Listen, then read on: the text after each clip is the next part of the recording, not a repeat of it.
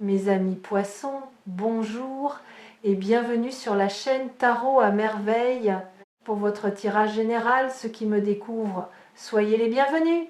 Votre téléphone va sonner, ou vibrer, ou s'illuminer silencieusement sur la table de nuit, alors que vous pensiez à autre chose. Et quand vous verrez le nom qui s'affiche, votre cœur fera quelque chose que votre mental ne pourra pas contrôler. Un bond, un saut. Une reconnaissance instantanée, antérieure à toute pensée qui dira « c'est maintenant, c'est enfin maintenant ». Mais avant cet appel, avant ce moment qui va redistribuer les cartes de votre quotidien, il y a quelque chose que vous devez comprendre. Quelque chose qui lie cet appel à l'argent qui arrive. Parce que ces deux événements ne sont pas séparés. Ils sont les deux faces d'une même pièce. Les deux expressions d'un seul et même mouvement qui se produit dans votre vie en ce moment. Et ce mouvement porte un nom. Un mot de 5 lettres que je vais décomposer devant vous, lettre par lettre, parce que chacune de ces lettres contient un enseignement que vous avez besoin d'entendre. Ce mot, c'est APPL. Pas seulement l'appel téléphonique, l'appel au sens profond, l'appel que la vie vous lance. L'appel que vous vous lancez à vous-même depuis un endroit si profond que vous ne l'entendez que dans le silence. Commençons. A. Alignement. L'argent qui arrive n'est pas un accident. Ce n'est pas un coup de chance. Ce n'est pas le résultat d'une manipulation du destin en votre faveur. C'est un alignement. Et pour comprendre ce que ce mot signifie vraiment, il faut abandonner l'image mystique qu'on en donne habituellement. L'alignement n'est pas un état de grâce flottant, dans lequel tout tombe du ciel.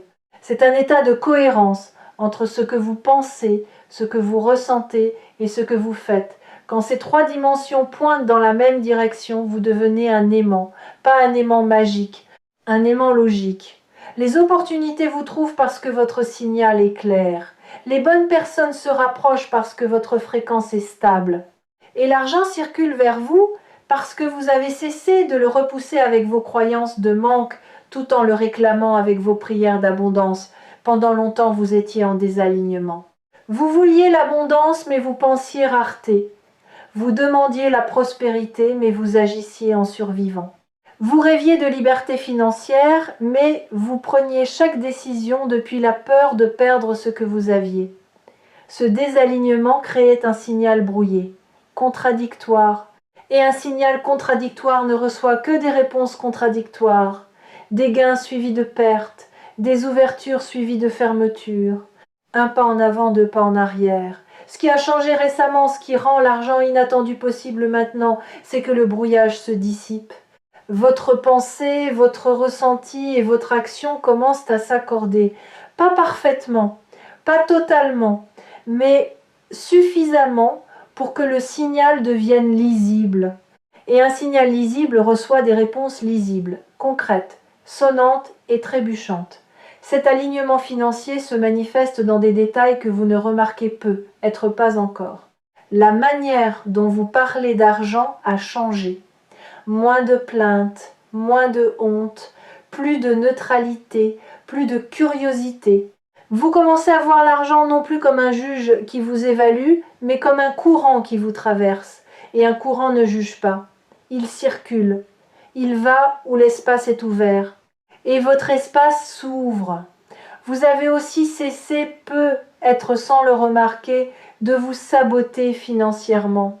Ces petites habitudes d'auto-sabotage que vous aviez normalisées, dépenser impulsivement juste après avoir réussi à mettre de côté, refuser une augmentation parce que vous ne vous sentiez pas légitime, évaluer vos services parce que demander un juste prix vous semblait prétentieux, ces comportements perdent leur emprise, pas d'un coup, progressivement, comme une habitude qu'on remplace si doucement qu'on ne se souvient plus du moment exact où l'ancienne a cessé et la nouvelle a commencé.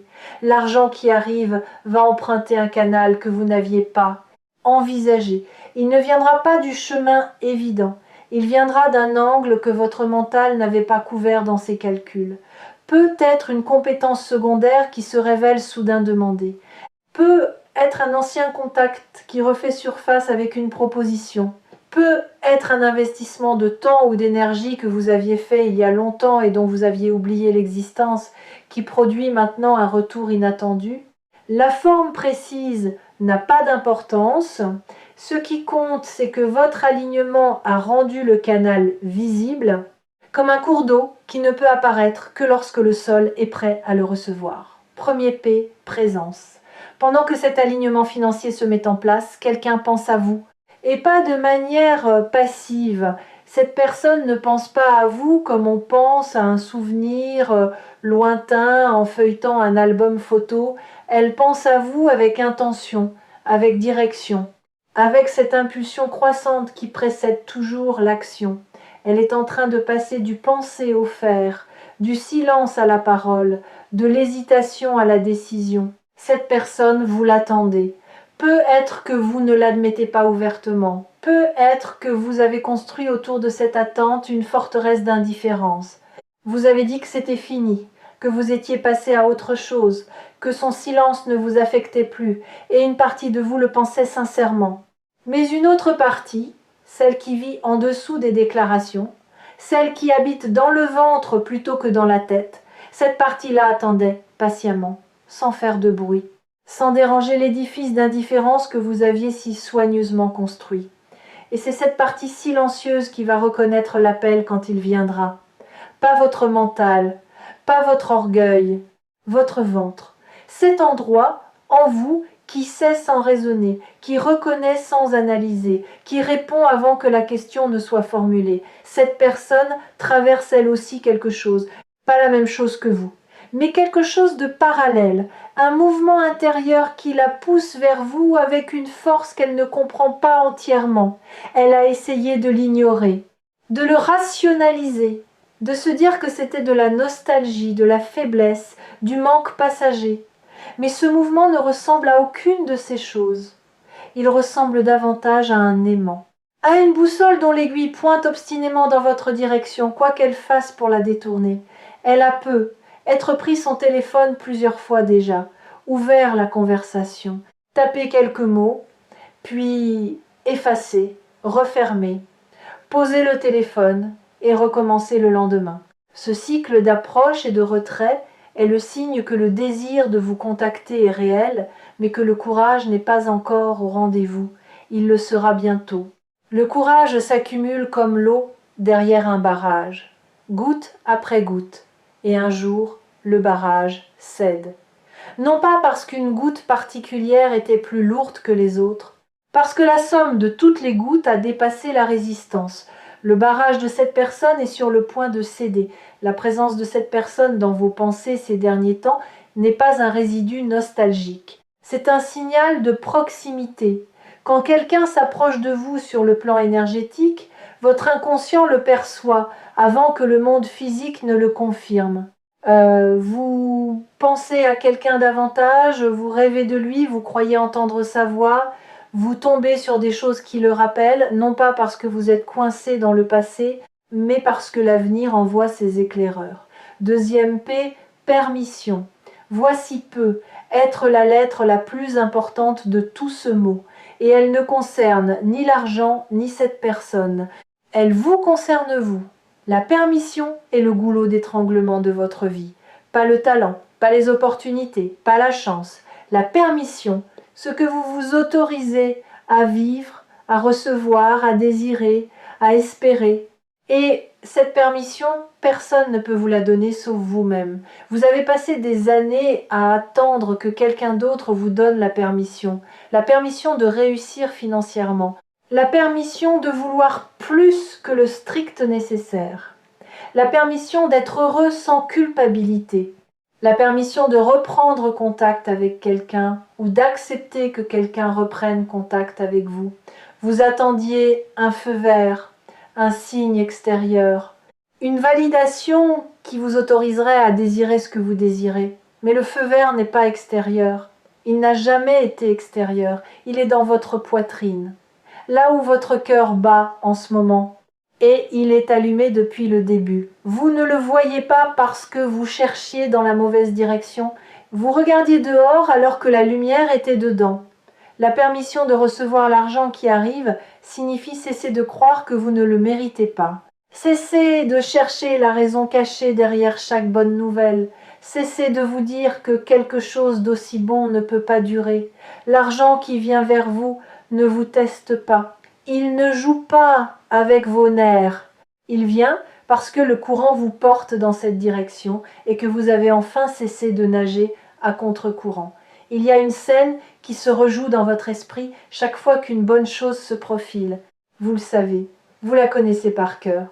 C'est ce moment où la joie commence à monter et où presque simultanément une main invisible vient l'étouffer, pas méchamment, préventivement, comme si se réjouir trop tôt allait porter malheur, comme si la joie prématurée était dangereuse. Et vous avez tellement intériorisé ce réflexe que vous ne le voyez plus.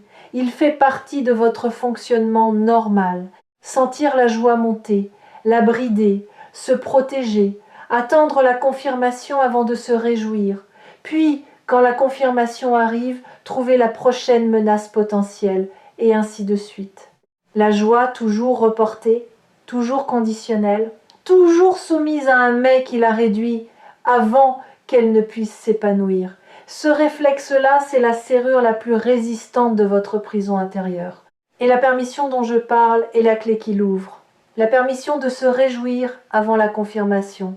De croire en la bonne nouvelle avant d'avoir la preuve. D'accueillir la possibilité du bonheur sans exiger de garantie. Ce n'est pas de la naïveté, c'est un acte de courage. Le courage de vivre ouvert dans un monde qui récompense la fermeture.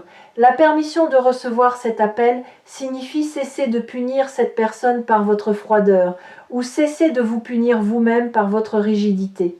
Cela ne veut pas dire accepter n'importe quoi. Cela ne veut pas dire effacer le passé d'un trait de crayon. Cela veut dire ouvrir une fenêtre dans le mur que vous avez construit. Une seule fenêtre. Juste assez pour que l'air circule. Juste assez pour voir si ce qui se tient de l'autre côté mérite qu'on ouvre la porte. Et cette permission, cette ouverture minimale mais suffisante, c'est ce qui rend possible tout ce qui suit. Pour ceux qui suivent les lectures partagées ici sur Tarot à merveille, la notion de permission revient souvent sous des formes différentes, parce qu'elle est au cœur de toute transformation. Rien ne change tant que vous ne vous autorisez pas le changement. Et tout change à la seconde où vous le faites, écho. L'écho est le mécanisme par lequel ce que vous avez donné vous revient. Pas immédiatement, pas de manière identique, mais inévitablement, comme un cri lancé dans un canyon qui revient vers vous, transformé par la distance et les parois rocheuses, mais reconnaissable, l'argent qui arrive et l'écho de votre travail. Pas seulement votre travail professionnel, votre travail intérieur, chaque croyance limitante que vous avez identifiée et remise en question, chaque moment où vous avez choisi de croire en l'abondance malgré les preuves contraires, chaque fois où vous avez donné alors que votre compte vous disait de retenir ces actes de foi posés dans le silence de votre quotidien, sans témoin, sans applaudissements, ont lancé un écho. Et cet écho revient maintenant sous forme de ressources concrètes. L'appel qui vient est l'écho de votre authenticité. Quelque part dans votre interaction passée avec cette personne, vous avez été vrai. Pas parfait, vrai. Vous avez montré quelque chose de vous que les autres ne voient pas, que vous-même ne montrez pas facilement. Et cette vérité a laissé une empreinte indélébile dans la mémoire de cette personne, une empreinte qui pulse comme un phare.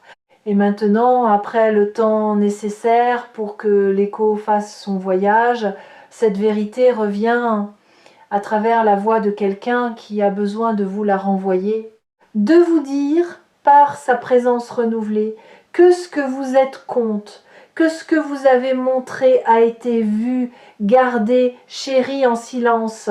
L'écho porte aussi quelque chose que vous n'attendiez pas, un enseignement. Ce qui revient ne revient jamais exactement identique, il revient enrichi, augmenté, modifié par le voyage. L'argent qui revient vers vous porte en lui la sagesse de la circulation. Il vous enseignera que l'abondance n'est pas l'accumulation mais le mouvement. La personne qui revient porte en elle la sagesse de l'absence. Elle vous enseignera que le lien véritable ne meurt pas dans le silence, il mûrit. Pensez à ce phénomène un instant. Chaque mot gentil que vous avez prononcé est un écho en voyage. Chaque aide que vous avez offerte, sans compter, circule quelque part dans la toile invisible des relations humaines. Chaque moment où vous avez choisi la bonté, quand le cynisme aurait été plus facile, a envoyé une vibration dans le monde. Et ces vibrations ne se perdent pas. Elles rebondissent, elles se renforcent mutuellement, elles convergent. Et quand elles atteignent une masse critique, elles reviennent vers leur source, vers vous, sous des formes que vous n'aviez pas anticipées, mais qui portent la même signature. La signature de la sincérité, la signature du cœur, votre signature. L'argent qui arrive porte cette signature. Il n'est pas de l'argent froid, anonyme, impersonnel. Il est le retour d'une énergie que vous avez émise avec intention, et la personne qui appelle porte cette même signature. Elle ne revient pas par caprice ou par ennui. Elle revient parce que votre authenticité a laissé en elle une marque que le temps n'a pas effacée. Une marque qui, au contraire, s'est approfondie avec la distance, comme certaines encres qui ne deviennent lisibles qu'avec le temps. La libération, la dernière lettre, la plus belle, celle vers laquelle tout le reste convergeait. La libération n'est pas ce que vous pensez, ce n'est pas se débarrasser de quelque chose, c'est cesser de porter ce qui ne vous appartient pas. La culpabilité qui ne vous appartient pas, la honte financière héritée de vos parents, de votre culture, de votre histoire qui ne vous appartient pas. La peur d'être déçu une fois de plus, qui appartient à l'ancien vous, pas à celui que vous êtes devenu. La conviction que les bonnes choses arrivent aux autres mais jamais à vous, qui appartient à une version de la réalité que vous n'habitez plus. La libération, c'est le moment où vous déposez tout cela, pas dans un geste spectaculaire, dans un relâchement intérieur si subtil que personne ne le verra sauf vous. Un jour peut être aujourd'hui, vous réaliserez que vous avez arrêté de porter, que vos épaules sont plus basses, que votre respiration est plus profonde, que l'espace entre vos pensées est plus large. Et dans cet espace, dans ce relâchement, tout pourra entrer. L'argent, l'appel, la surprise, la joie que vous repoussez depuis si longtemps parce que vous aviez peur de son coût. La joie n'a pas de coût. C'est le mensonge le plus ancien du monde. On vous a fait croire que chaque moment de bonheur serait suivi d'un moment de souffrance équivalent, que la vie était un système comptable où chaque crédit de joie entraînait un débit de douleur. Et vous avez vécu en conséquence, en mesurant votre bonheur, en le rationnant, en refusant de vous réjouir pleinement par peur de la facture. Cette croyance meurt aujourd'hui. Elle meurt parce que vous êtes en train de vivre la preuve contraire. L'argent arrive et il n'y a pas de piège. L'appel vient et il n'y a pas de manipulation. La vie s'ouvre et elle ne vous prépare pas un coup dur en retour. Elle s'ouvre simplement comme un poing qui se détend et devient une main ouverte. Et une main ouverte peut recevoir ce qu'un poing fermé ne pouvait pas. Regardez vos mains en ce moment. Sont-elles serrées, crispées, même légèrement? Si oui, ouvrez-les physiquement. Posez les paumes vers le ciel sur vos genoux et observez ce qui se passe dans le reste de votre corps quand vos mains s'ouvrent. Les épaules descendent, la mâchoire se relâche, la respiration s'approfondit. Le corps tout entier interprète les mains ouvertes comme un signal de sécurité, un signal qui dit « il n'y a rien à combattre, rien à retenir, rien à craindre ». Et dans cette posture d'ouverture, votre capacité à recevoir se multiplie, pas symboliquement, physiologiquement. Un corps détendu est un corps perméable. Perméable aux idées, aux intuitions, aux opportunités, aux connexions. Un corps crispé est un corps barricadé. Et derrière les barricades, rien de nouveau ne peut entrer. Cette libération physique est le reflet de la libération intérieure qui se produit en vous. L'une nourrit l'autre et Ensemble, elles créent l'espace nécessaire pour que l'argent entre et que l'appel soit reçu, non pas comme des intrus dans une forteresse, comme des invités attendus dans une maison ouverte. Le mot est complet maintenant. A-P-P-E-L. 5 lettres, 5 dimensions d'un seul mouvement. L'alignement qui rend l'abondance possible, la présence qui annonce le retour, la permission qui ouvre les portes, l'écho qui ramène ce qui a été donné. La libération qui fait de la place pour tout ce qui suit. Ces 5 lettres ne sont pas seulement un cadre pour comprendre ce qui arrive, elles sont un mode d'emploi pour l'accueillir. Quand l'argent se présente, vérifiez votre alignement. Êtes-vous cohérent dans votre désir de le recevoir? Quand l'appel arrive, vérifiez votre présence. Êtes-vous là? Vraiment là? Pas perdu dans vos projections du passé? Avant de répondre à l'un ou à l'autre, vérifiez votre permission. Vous êtes-vous autorisé à recevoir sans condition, sans marchandage intérieur? Quand vous recevez, sentez l'écho. Reconnaissez dans ce qui arrive le retour de ce que vous avez donné. Et quand tout est reçu, quand l'appel a eu lieu et que l'argent a trouvé son chemin, restez dans la libération. Ne refermez pas le poing. Ne reconstruisez pas les murs. Restez dans cette posture ouverte qui a permis au miracle d'entrer. Parce que ce qui arrive n'est pas un événement isolé, c'est le début d'un nouveau mode de fonctionnement. Un mode où vous recevez autant que vous donnez, où la vie circule à travers vous dans les deux sens, où l'abondance n'est plus un rêve que vous pourchassez, mais une rivière dans laquelle vous nagez. Et cette rivière, une fois que vous y êtes, ne vous rejette pas. Elle vous porte vers des endroits que vous n'aviez pas imaginés, avec une douceur que vous n'aviez pas cru possible. Ceux qui partagent leur chemin avec Tarot à merveille savent que les mots ne sont pas choisis au hasard dans ces lectures. Ils sont des clés. Et le mot d'aujourd'hui, ce mot de 5 lettres, est la clé qui ouvre simultanément 2 portes. La porte de l'abondance financière et la porte du retour de cette personne. Dans les jours qui viennent, restez attentifs aux signes avant-coureurs, un mouvement inattendu sur votre compte, une proposition qui arrive d'une direction que vous n'aviez pas envisagée, un message d'un ancien contact professionnel. Ces événements financiers ne seront pas isolés. Ils seront les premières notes d'une mélodie plus large. Et dans cette même période, les signes relationnels s'intensifieront aussi, un rêve plus vivant que d'habitude. Un souvenir qui remonte sans raison. Un nom qui traverse vos pensées au moment le plus inattendu. Ces 2 séries de signes convergeant vers le même moment. Le moment où votre téléphone s'allume. Et entre maintenant et ce moment, laissez-vous porter. Ne forcez rien. Ne cherchez pas à accélérer le processus en contactant cette personne vous-même. Ne tentez pas de provoquer l'argent en prenant des décisions financières impulsives. Le timing n'est pas votre responsabilité. Votre responsabilité est l'état intérieur, l'ouverture, la disponibilité, la confiance. Le reste appartient à une intelligence plus vaste que la vôtre, une intelligence qui sait exactement quand la pomme est mûre et quand le sol est prêt à la recevoir.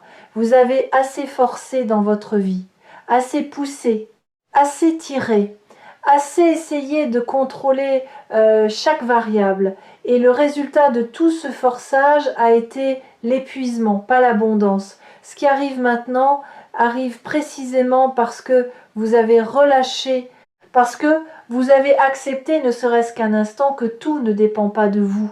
Et dans cet instant de lâcher prise, l'espace s'est créé pour que la vie fasse ce qu'elle fait le mieux, surprendre ceux qui ont le courage de lui faire confiance. Quand il s'allumera, quand vous verrez le nom, quand votre cœur fera ce bond que votre mental ne peut pas contrôler, rappelez-vous du mot, rappelez-vous des 5 lettres, et rappelez-vous que chacune d'elles vous a préparé à cet instant, que vous n'êtes pas en train de recevoir par hasard, que vous êtes en train de récolter ce que votre courage, votre patience et votre transformation ont semé. Décrochez, pas seulement le téléphone, décrochez de la peur, de la méfiance, de l'habitude de dire non à ce qui est bon. Décrochez et dites « je suis là » Et voyez ce qui se passe quand une personne alignée, libérée, autorisée à recevoir, dit simplement avec toute sa présence, je suis là. Ce qui se passe, c'est que tout change. Et quand vous aurez besoin de vous rappeler pourquoi tout a changé, revenez ici, revenez sur Tarot à merveille, revenez aux mots, aux 5 lettres, à cette vidéo qui a précédé l'appel et qui vous avait dit, avec toute la clarté dont ces mots sont capables, prépare-toi. Ce qui vient est à la hauteur de tout ce que tu as traversé pour arriver ici. Ton téléphone va sonner.